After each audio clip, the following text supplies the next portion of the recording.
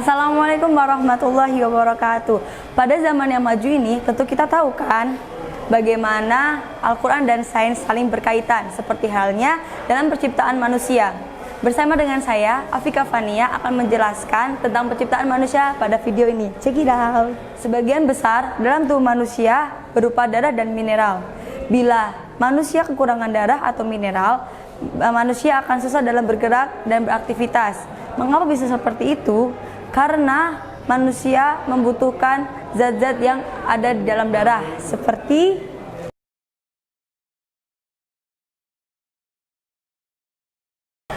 sel darah merah yang mampu mengedarkan oksigen ke seluruh tubuh, trombosit yang mampu dalam pembekuan darah, dan yang terakhir adalah sel darah putih yang mampu membunuh racun dan bakteri yang masuk ke dalam tubuh manusia.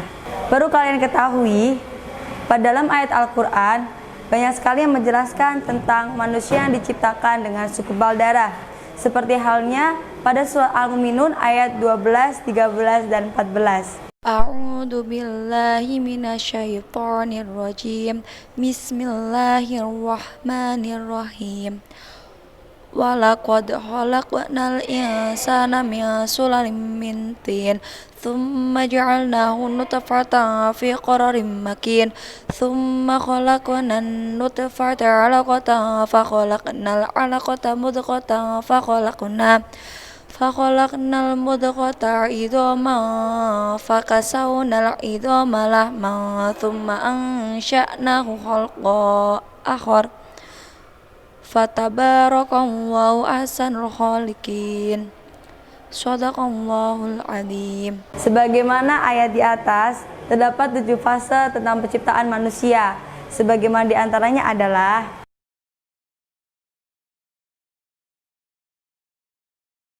yang pertama adalah solah mintin atau yang disebut dengan saripati tanah. Saripati tanah yang dimaksud adalah suatu zat yang berasal dari bahan makanan, baik tumbuhan maupun hewan yang bersumber dari tanah, yang kemudian dicerna menjadi darah, kemudian diproses sehingga akhirnya menjadi sperma. Yang kedua adalah nutfah atau air mani. Makna asal kata nutfah dalam bahasa Arab berarti setetes yang dapat membasahi. Dalam tafsir Al-Misbah, yang dimaksud nutfah adalah pancaran mani yang menyembur. Yang ketiga adalah alaqoh atau segumpal darah.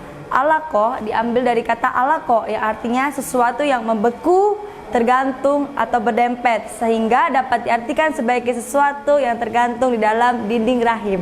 Yang keempat adalah mudghah atau segumpal daging.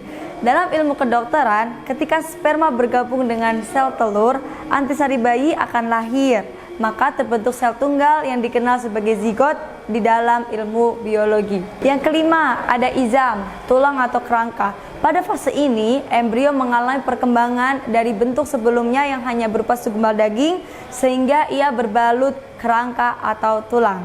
Yang keenam ada kisah al-azm bil aham, atau penutupan tulang dengan daging atau otot. Pengungkapan pada fase ini dengan kisah yang berarti membungkus dan aham yang berarti daging, yang diibaratkan pakaian yang menutupi atau membungkus tulang. Yang ketujuh ada insya, yang berarti mewujudkan makhluk lain. Dalam fase ini mengisyaratkan bahwa ada sesuatu yang berbeda atau yang dianugerahkan kepada manusia yang menjadikannya istimewa dengan makhluk yang lain. Sesuatu itu adalah ruh ciptaannya. Penciptaan manusia tidak hanya dibahas dalam Al-Quran saja, tetapi dalam ilmu sains pun menjelaskan tentang penciptaan manusia, dan penjelasannya pun tidak jauh beda.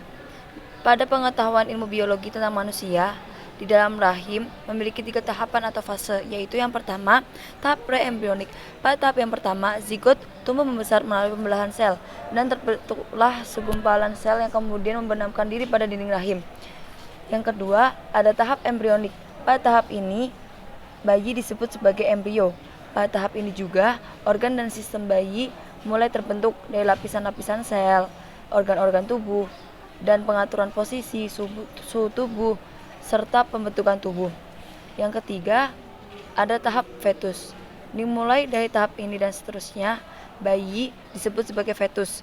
Tahapan ini adalah Terlihatnya fetus menyerupai manusia dengan wajah, kedua tangan, dan kakinya, meskipun pada awalnya memiliki panjang 3 cm, tetapi kesemua organnya telah nampak. Jadi, dalam pemaparan penjelasan di atas, bahwa penciptaan manusia dalam ilmu sains dan Al-Quran saling berkaitan.